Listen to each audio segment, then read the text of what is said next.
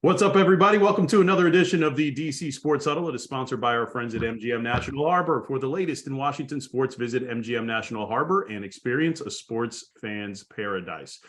I am Rob Woodfork, and I am checking my eligibility to see if I can play for Ed Cooley alongside our own coaching legend, George Wallace, and Dave Preston, resident bracketology expert. He's also pretty adept at questionable headwear, which he graciously did not demonstrate today.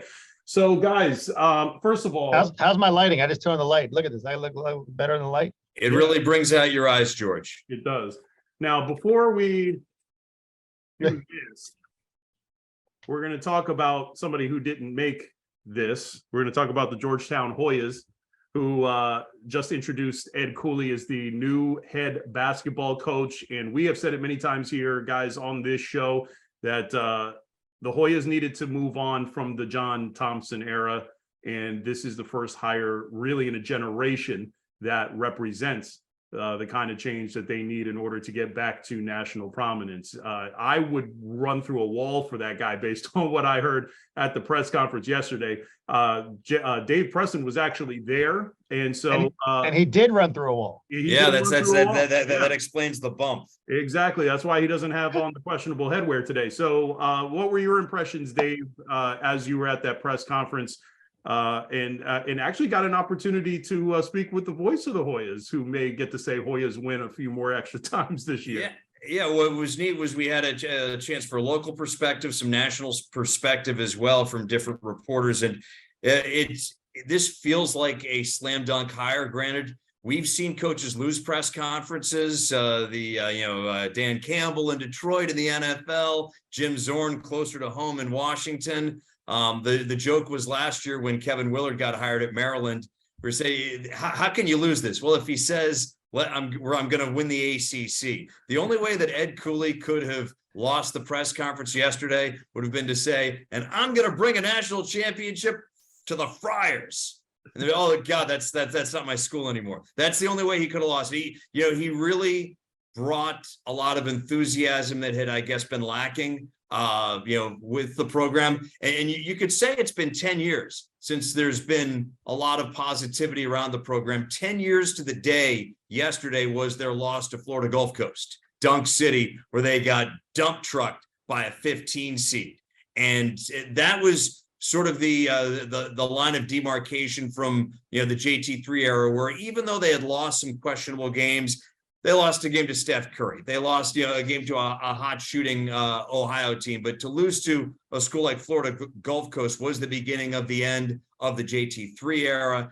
And 10 years later, they've got a guy with a ton of enthusiasm. And it's going to be, what remains to be seen is, can he recruit effectively in this area? I think he can. It depends on what sort of staff he brings in. Does he, does he have somebody in from the local AAU programs who he brings in, or does he keep most of his Providence staff intact? So a lot to be decided. You don't win. You don't get to the Final Four with your opening press conference, but for the first time in a long time, it's morning again on the hilltop.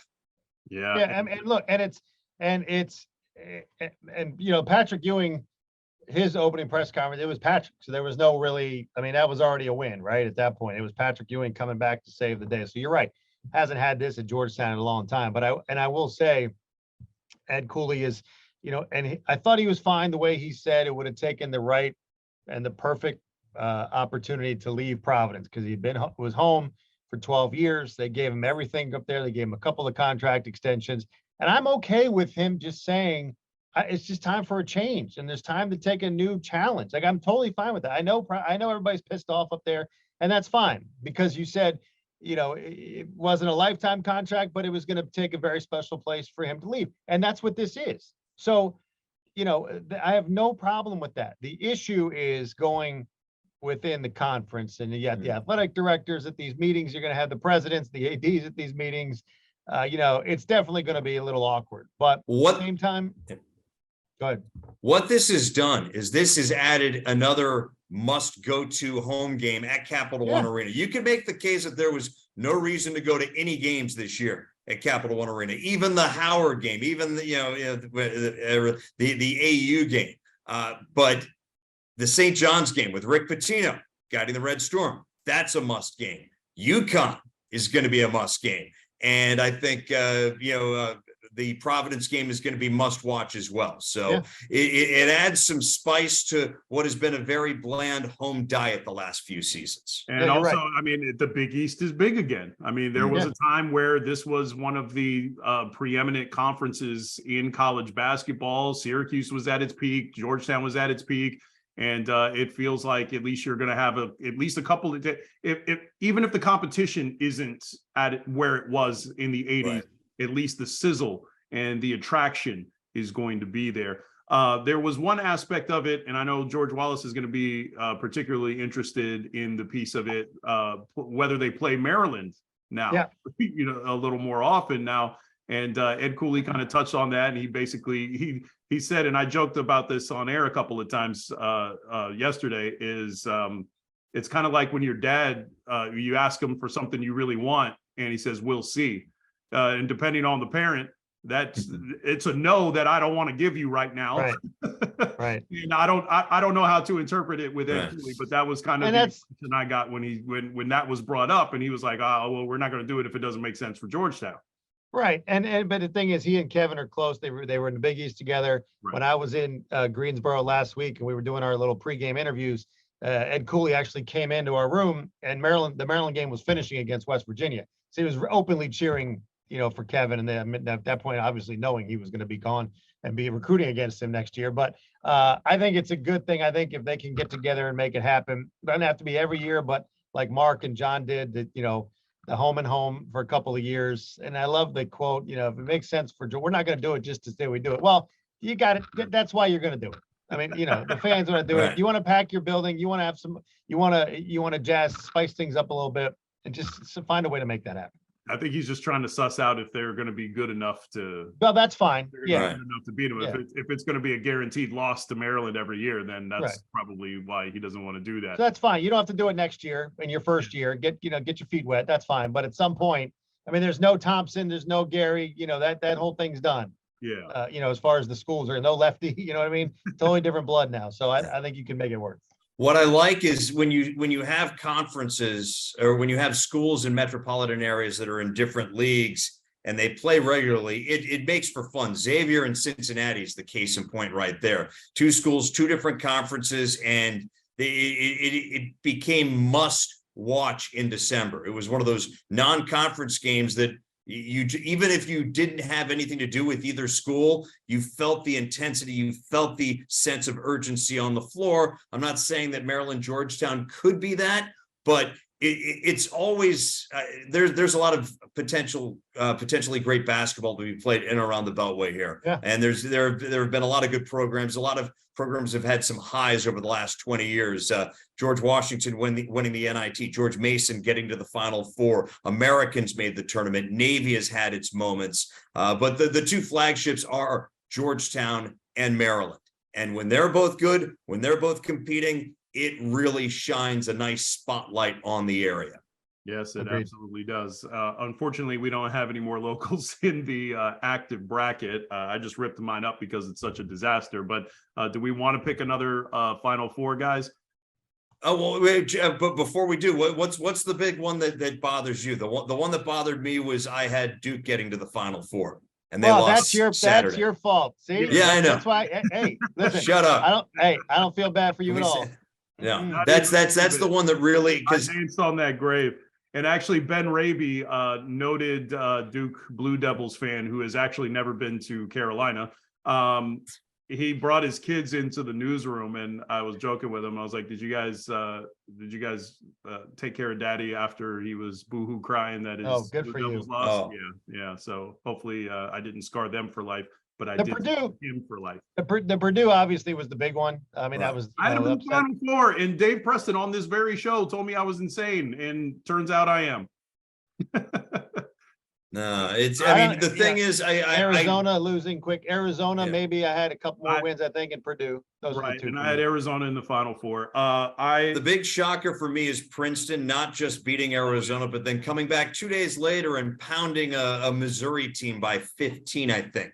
They looked if you didn't have the seed lines, you would know in the first round that Arizona was the 2 and Princeton was the 15. But if you saw that second round game, you would not know that Missouri was the higher seeded team of the 2 clubs. Princeton has played its way in, and they have, I think, Creighton Friday evening. So even though Creighton has been very good, they're capable of stumbling. So if we could have a 15 seed getting into the regional final, that would be pretty awesome. Yep. I'm going to say this. We were vindicated in one aspect, and that is we sat here in this last show and we gave a lot of flowers to Tom Izzo in that Michigan State program. And lo and behold, look who's in the Sweet 16 right now. And actually in my amended Final Four, which actually half of my— Wait, can you do that?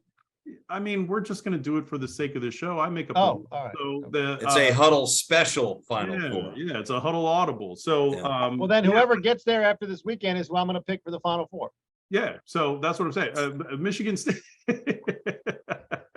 Michigan State, I think can go. And here's a key statistic that I just heard before we came on here. Tom Izzo is 8-2 in the Elite Eight in his career. So basically, it's almost, I don't want to call it a bye into the Final Four, but you win this Sweet 16 matchup. There's a really strong possibility that they take it even deeper into this tournament. So I have them in my amended Final Four. The my champion Houston is still alive, so I feel good about that. And hello, friends. Yeah, right. And the thing about Michigan State is still alive. That's another Final Four team that I had. So I think Houston. I think Houston is still strong. Michigan State, I think, might actually mess around and go all the way to the final. Michigan State, because they beat Kansas State, then you got Tennessee or FAU. Yeah, and you're at the Garden. You're gonna have all your fans there. Yep. I mean, it's gonna be pretty cool for Michigan State and Izzo. I think this started tonight. Absolutely. I got to go with you guys too. Substitute Michigan State in for Duke, just because Izzo is he has a certain way about him in the tournament. Although, and Kansas State, you still have a first-year head coach leading the Wildcats, and Tennessee. I thought they would lose in the first round to Louisiana because they've been without their point guard. I think there's more tape on them and they're more vulnerable this week, whether it's against an exciting FAU team or against a very scrappy Spartan squad. Yeah. So Rick Barnes can coach. Barnes can coach. I'll give it to him. Yeah. No, my other 3 schools, Bama, Houston, and UConn, still in it, still feel good about those. But what's nice is that there have been some thrills and chills, and there have been some near spills as well. TCU throwing making the last second 3 to get the cover against Gonzaga. It's not gambling if you have a system, my friends. Yeah, and actually, guys, I'm paid by how many times he says thrills, chills, and/or spills over the course of a year, and that's why I'm in a higher tax bracket than I was last year. So, pivoting to the women's tournament, because we do have some schools of local interest still alive there, most notably Maryland, taking on Notre Dame as of this recording. They have not played yet. That's a Saturday morning game in the Sweet 16. They're in the Greensboro. Well, I mean, they wouldn't play in Seattle at Greenville. Greenville, South Carolina. Yeah, so that one is a very interesting matchup, a 2 and a 3, and I think the Terps are going to win it, but I'm not the expert. Dave Preston is. He told me they're going to win. They can beat Notre Dame, but South Carolina is going to be a problem. No, exactly, and that's what we said at the outset of the tournament. Getting to it almost feels like there's a ceiling on how far Maryland can go based on being in the same region as South Carolina. But I mean, you got to get there in order to have a chance. Can they beat this Notre Dame team? Yeah, I think they can. The question is, will they be sharp from the get-go? Because this is an 11:30 a.m. tip-off Saturday morning. That is, there are a handful. And when I say there are a handful of things I don't like, there's a ton of things I don't like. And, first and foremost is the 10:02 tip-off at night and the 11:30 a.m. tip-off in the morning. If they're able to play a solid 40 minutes. They were not completely on point against Arizona. They actually trailed at the half. And I think you saw the seeds of, if you want to beat Maryland, you got to do two things. You have to contain Diamond Miller in some way, shape, or form. She missed 7 of her 9 shots in the first half before getting, in gear in the second half. And if you can get Cheyenne Sellers, their best defensive player, in foul trouble early, then Maryland is a shell of its former self. That happened against Arizona as well. Maryland played much better in that second half. That third quarter, they dominated 29-9. That was textbook Maryland basketball this season. But I think if Notre Dame is more talented than Arizona. So I think Notre Dame is better suited to try to do those things against Maryland. They also went toe-to-toe with them in December. Maryland won on a last-second shot by Diamond Miller. But both teams are a lot different. Maryland's bench is much better. Notre Dame has had some injuries. They have a completely different nucleus as well. I still can't doubt Maryland under Coach Brenda Fries, and she's gotten absolutely everything out of this team so far this season. I think they do run into that proverbial brick wall. South Carolina playing in Greenville, South Carolina, which is in the same state as Columbia, from what I've been told. So I think sadly, I think their run ends Monday night, but what a fantastic run and what a great season by Maryland. Brenda probably doing next to maybe the national championship season, doing her best coaching job. No, agreed. The one thing to look out for as George Wallace is about to take off on us, but the defense, Notre Dame gives up on average a full 10 fewer points per game than Maryland does. And Maryland, I think, ranked 281st in scoring defense in the regular season. So that's going to be a challenge, is being able to put the clamps on the Fighting Irish in that game. You like Maryland in that game, George? I do. On Saturday, yeah, I do. I think the the slow start, I agree with that. I mean, we've seen that. You just don't want to get too slow, and I think Brenda will make sure of that. I think that, and then this team is just playing with house. Yeah, they're a 2 seed. I get it, but at this point, I mean, they weren't even supposed to come close to this year. So I think they're just playing with that. We're having fun. We're just playing hoops. Just go out and have fun and play. Does she take them to Halifax to get them on Atlantic time so they can do those? And along those lines, not having an athletic four, not having the dynamic point guard, those have been kind of the hallmarks of the really good Maryland teams under Brenda Fries. Not having those two elements has kind of turned a lot of games into a crapshoot this season. They lost at home to Nebraska by, I think, 23. They have been vulnerable at times, and against a really good Notre Dame team, a team that can defend, as you mentioned, Rob. I could see them losing. I think they will win this Saturday, but it's just South Carolina. I saw them beat Maryland earlier this season in November, and South Carolina is just as good, if not. I mean, they're just as dominant as they were in November. They are fun to watch unless the team you're covering is playing them. All right, let's give Virginia Tech a little love real quick. You kind of raised your eyebrow when I picked them to go all the way to the final. How do you feel about their path to the final? I think they've got a decent shot. It's just it's a young program from the standpoint of they have never been a number 1 seed before. They've not, they haven't been to the Sweet 16 since 1999. So you have a lot of players experiencing, this is a different, we're no longer the hunters, we're now the hunted. And I think going out to Seattle might actually be a benefit. They get to get away from, fans constantly glad handling them and things of that vein. As a 1 seed, they're going to play a Tennessee team that, even though the Vols are not what they used to be under Hall of Famer Pat Summitt, they're very good this season. And there's still that thing, the old thing that from the movie Catch Me If You Can, where, the Yankees win, how many games a year just by putting on the pinstripes. Tennessee, they win.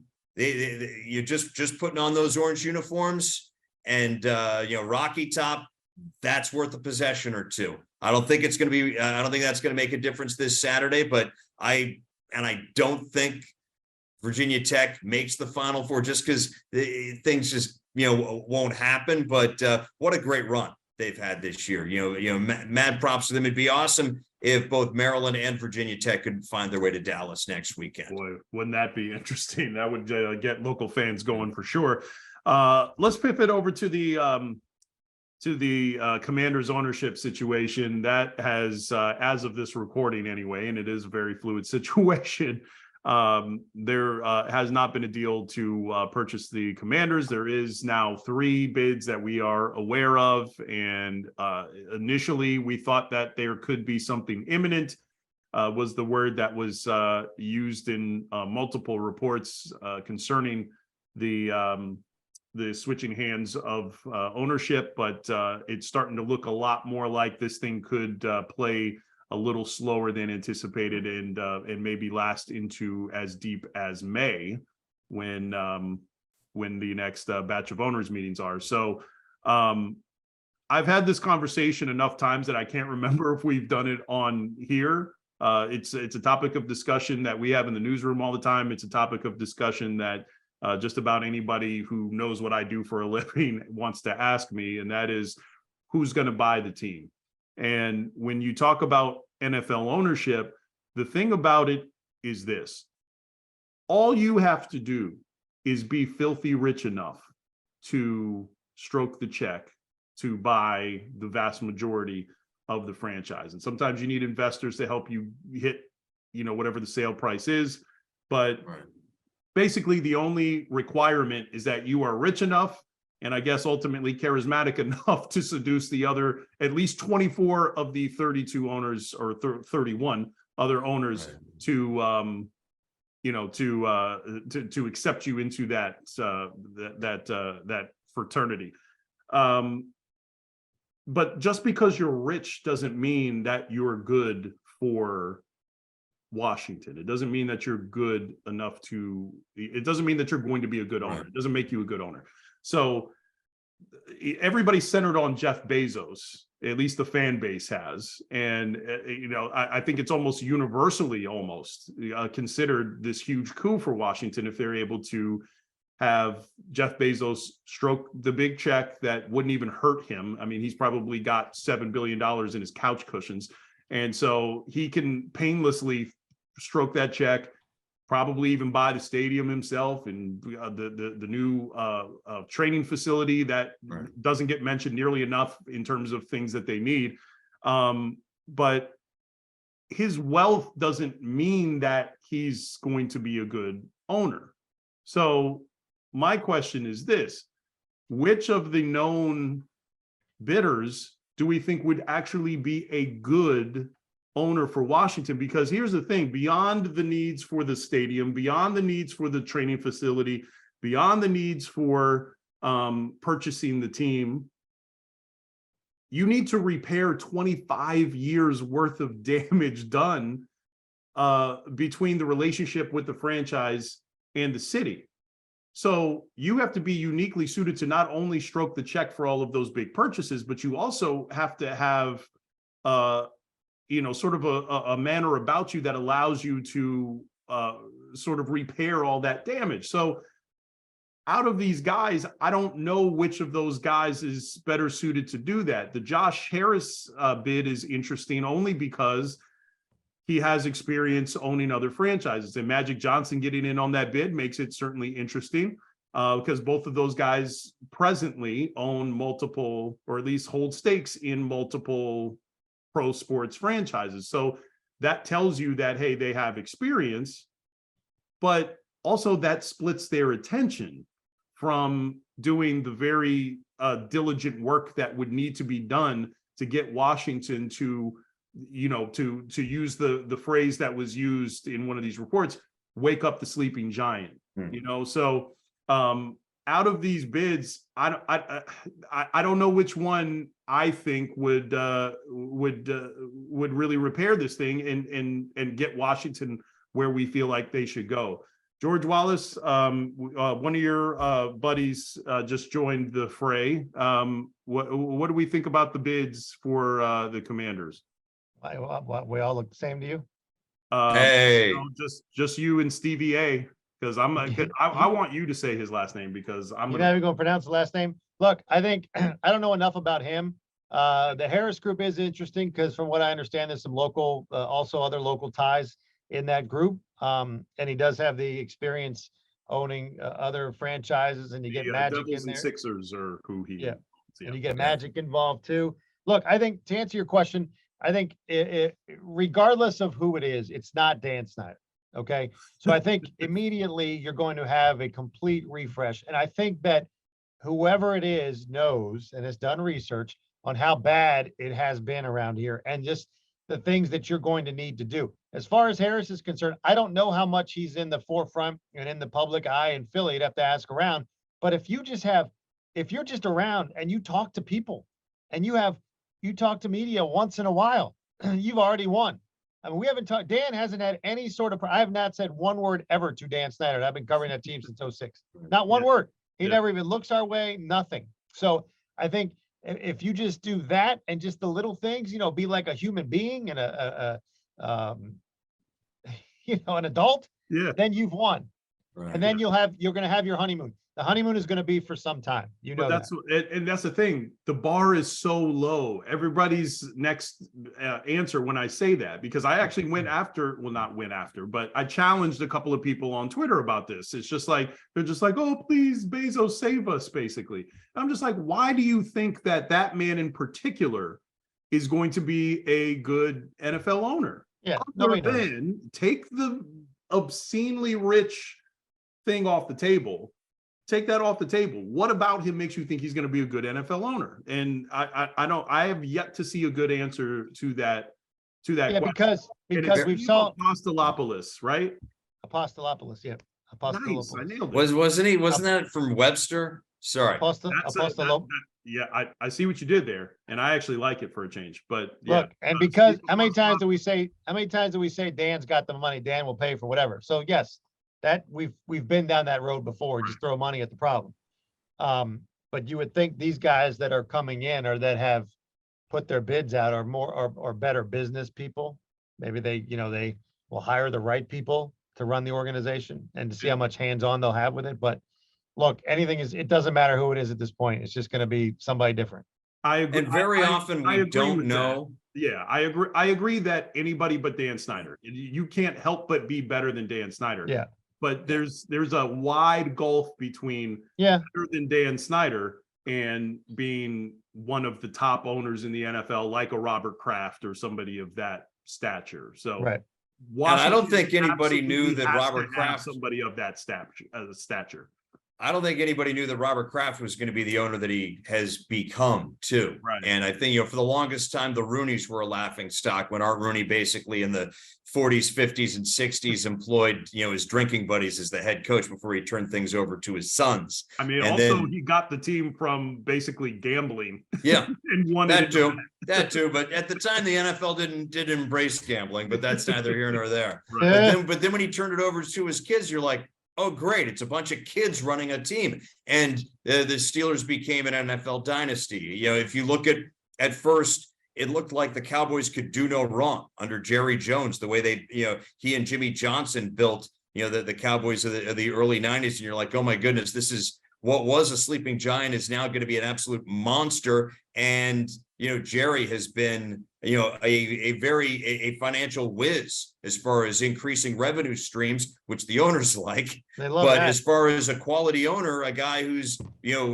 continued to cultivate a championship culture, he's not done that. So, I mean, you don't very often you don't know how good an ownership group is going to be until they've been there for a coaching cycle or two. I don't think anybody thought that Dan Snyder was going to be the situation was going to be as bad as it's gotten to be. And I'm sure there were some people who thought this houndstooth wearing ascot Canadian who owns the LA Kings buying the burgundy and gold, this guy, the Squire, oh gosh, Jack Kent Cook, he's got 3 names. He's going to be an absolute disaster in Washington. And no, he was the best thing for the franchise. So I'm just looking forward to not having the current cloud, the current ownership group, the current drip. This is the slow moving ownership process right now. Granted, it's what happens when a multi-billion-dollar franchise changes hands, but it's just there's a bit of fatigue where every day it's, oh, this might be the owner, and then, oh, we don't know, and this might be, and then, oh, so it's, yeah, I'm looking forward to moving past the current situation. Absolutely. And I think a part of the reason for people being a little impatient with this process is they just want Snyder the hell out. Just get him out of here. And so, yeah, I think under normal circumstances, I think this is something that wouldn't even be necessarily a frontline topic of discussion. But because of how terrible the ownership situation was with Snyder at the helm, people just can't wait to get him out. So still is. He's not a was yet. He still is. I mean, the reports are he's out of the building and he's completely hands off at this point. Look, So the whole thing. It's one of those on the transaction. Look, the whole out of the building thing. Let's look. First of all, everybody's just throwing stuff against walls right now with this. Okay, he hasn't been around at all. He hasn't been in that building. Right, that's months all of last year. Okay, but until there's a signature on the paper, Right. It's just like when you sell a house, right? I mean, you sell the house, you vacate the house, and then it might be empty for 2 days, or it might be empty for 2 months. Right. I actually knew somebody who left their house empty 5 years. The house was empty, and they were just kind of sitting on the property. So, hopefully that's not the case here with the. Oh my God! Better not be.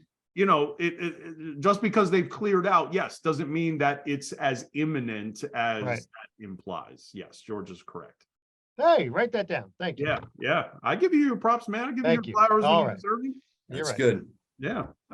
This was a fun episode, guys. Hopefully we get a ownership news on that front sometime in the very near future. But until then, this was a great episode of the DC Sports Huddle. It is sponsored by MGM National Harbor.